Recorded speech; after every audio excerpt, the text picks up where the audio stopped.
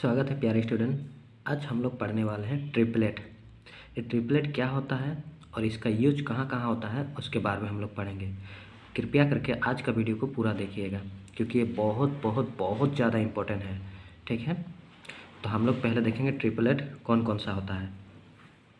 Triplet 3 4 5 5 12 13 7 24 25 8 15 17 9 40 41 16 63 65 28 45 53 11 60 61 और भी है ट्रिपलेट। ठीक है, तो सबसे पहले हम लोग एक सवाल से शुरू करते हैं। सवाल देखेंगे। एक समकोण त्रिभुज के आधार 3 सेंटीमीटर तथा लंब 4 सेंटीमीटर है, तो इस त्रिभुज का कर्ण का मान क्या होगा। सबसे पहले हम लोग एक ट्रायंगल ड्रॉ करते हैं।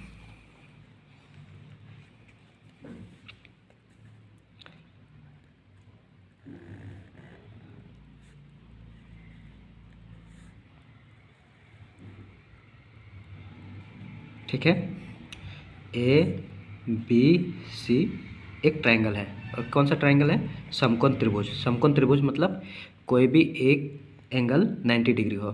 ठीक है, तो ये हम लोग का हो गया 90 डिग्री। ठीक है, अब ट्रायंगल का क्या क्या होता है? इस लाइन को क्या कहते हैं? इसे हम लोग कहते हैं आधार। क्या कहते हैं? आधार। इस सीधा लाइन को, परपेंडिकुलर को हम लोग कहते हैं लंब। लंब कहते हैं। और इस लेटा हुआ लाइन को हम लोग कहते हैं कर्ण। ठीक है, अब हम लोग को दिया गया है आधार 3 सेंटीमीटर। तो आधार दिया गया है हम लोग को 3 सेंटीमीटर। फिर दिया गया हम लोग का लंब 4 सेंटीमीटर। लंब है 4 सेंटीमीटर। 4 सेंटीमीटर। ठीक है, और कर्ण हम लोग को नहीं दिया गया है। कर्ण किस तरह से निकालेंगे? हम लोग पाइथागोरस प्रमेय के द्वारा हम लोग कर्ण का मान निकालेंगे। ठीक है, तो आइए निकालते हैं।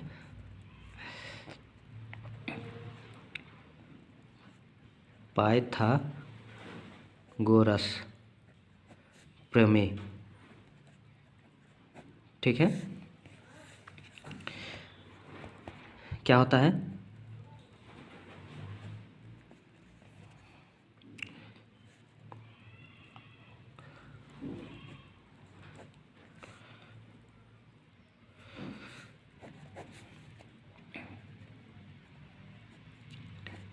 कर्ण के स्क्वायर बराबर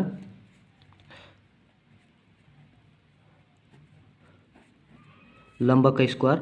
जब कर्ण हम लोग निकालते हैं तो यहाँ हम लोग का प्लस चिन्ह होता है। ठीक है, यहाँ हम लोग का प्लस चिन्ह होता है। लेकिन जब हम लोग लंब या आधार निकालते हैं तब यहाँ माइनस चिन्ह होता है। लंब स्क्वायर प्लस आधार का स्क्वायर होता है। ठीक है, अब हम लोग कर्ण का मान निकालेंगे।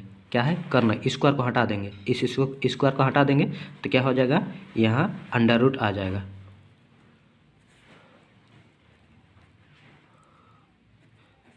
लंब का स्क्वायर प्लस आधार का स्क्वायर। ठीक है, लंब कितना है? 4 सेंटीमीटर, यानी 4 का स्क्वायर प्लस आधार कितना है हम लोग का? 3 सेंटीमीटर। 3 का स्क्वायर।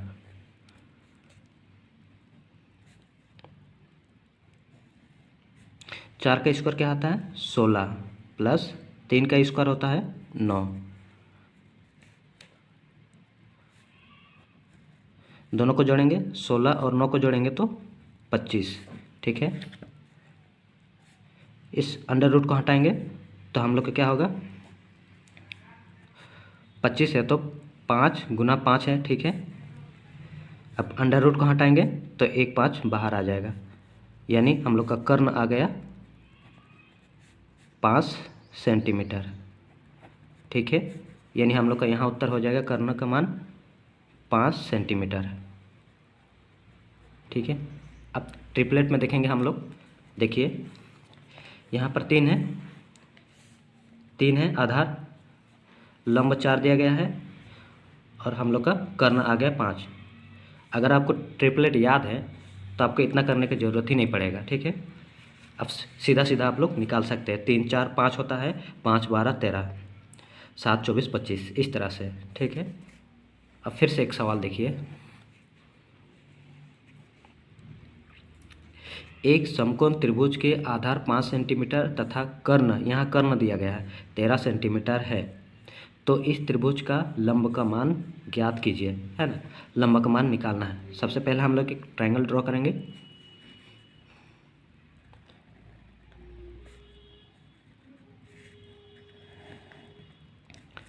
इसका नाम दे देंगे ABC, ठीक है।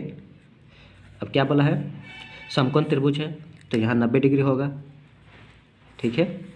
इधर लंब होता है, इधर कर्ण होता है और इधर नीचे आधार, ठीक है। अब यहाँ दिया गया हम लोग का आधार 5 सेंटीमीटर, आधार 5 सेंटीमीटर,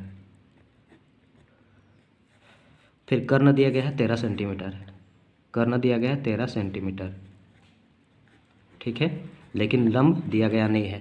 हम लोग लंब निकालेंगे।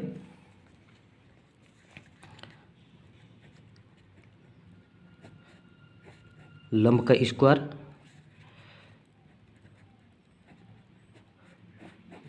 कर्ण के स्क्वायर।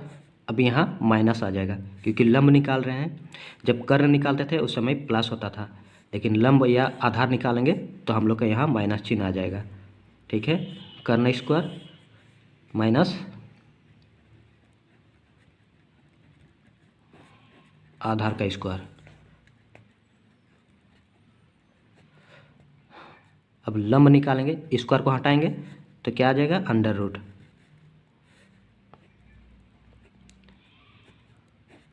कर्ण के स्क्वायर माइनस आधार का स्क्वायर।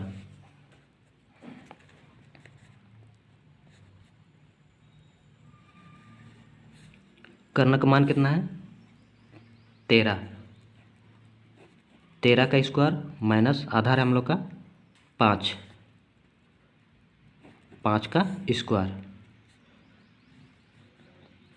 13 का स्क्वायर होता है 169 माइनस 5 का स्क्वायर होता है 25।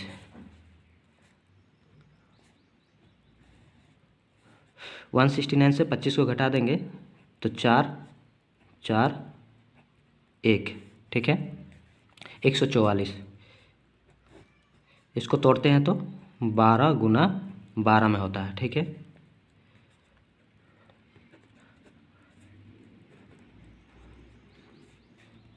लंब, ठीक है। दोनों 12 में से एक 12 बाहर को लाएंगे, ठीक है। तो हम लोग का आ गया, लंब आ गया 12 सेंटीमीटर, ठीक है, 12 सेंटीमीटर।